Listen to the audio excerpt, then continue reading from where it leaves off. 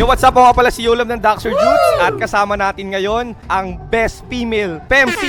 Best female na Pemsi pa. Tumos talaga, no? Luxuria! Yeah! Luxuria in the house, man. Luxuria, isa lang naman ang tanong ni Yolam. Gusto ko sagutin mo ng tapat at totoo. Pwede rin naman sinungaling at peke. Pero ikaw na bahala. Ready ka na ba sa tanong ko? Ready ka na ba? Alam ko, nakikita kita kasama mo si Sharinami. Sarinami nga. So, yung mga tanong ko, alam na. Alam na, Mati. Have you tried one night stand? Oo naman.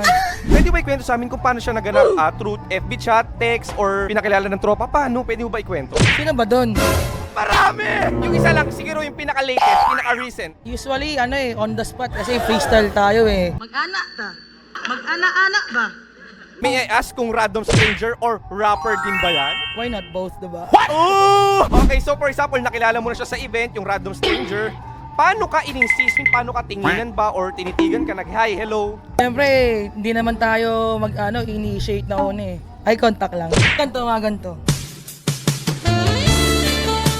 Kung nagkatinginan na kayo, paano mo nalaman na parang bet ka ni Kuya Gay or parang may interest siya sa'yo? Paano mo nasabing na gay agad, hindi ba pwedeng girl din? Uy! Ang ganda niya, ang ganda niya. Gusto ko yan, gusto ko yan. Gusto ko malaman yung story niya. Luxuria, baka pwede mo ikwento sa amin. Usually kasi hindi mo ako makikita na lalanding kita. Hindi ako showy eh. Pero mas na-type kita, pagka tinitigan kita, alam mo na yun. Ngayon, nasa iyo yun. Ngayon, usually, ang nangyayari, sila yung nagka-approach sa akin. For example, si girl, nagkatingin na kayo, paano napunta na magkasama kayo sa isang lugar? Inuuwi ako. Taxi, kotse, motor, o commute? Ano, kwento mo sa amin? Grab. Kilala niya yun pero hindi ko napapangalanan. Okay, so for example, nasa Grab na kayo, inuwi ka, dinala ka rekta sa kwarto niya. Oo, syempre. Yung gano'n agad. Syempre ako, wala naman akong palag. Tapos, ito ko rin. Yung babaeng bang yun, pwede mo ba ma-describe sa amin yung appearance lang para ma-imagine din namin kung gaano kaganda, ka-sexy? Short hair. Uy, parang kilala ko to! Ano pa, bukod sa short hair? Makikita nyo, kasama ko lagi yun. Bukod doon sa appearance, yung pangloob naman, performance niya, how was it? Performer ba si ate girl sa'yo nung one night stand na yon? Performer. Talagang performer. Kung i-rate mo from 1 to 10, how? 10 over 10. Sino ang mapagbigay? Ikaw ba or yung si ate girl? Ako.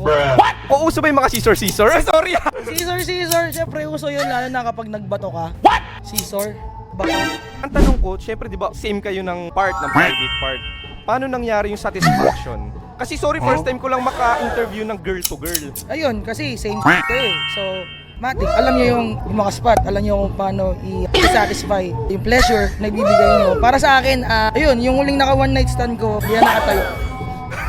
Righteous one! Joke lang! Anyway, Tanang mo muna kay Righteous kung paano siya nakikipag... na-imagine ko rin parang... Ang tanong ko, ang isang Luxuria, masarap ka bang kumain? Hindi ko kasi sinasagot yun, pinapakita yun eh. Pas tayo dyan, pas. Baka may pwede babae pumasok dito.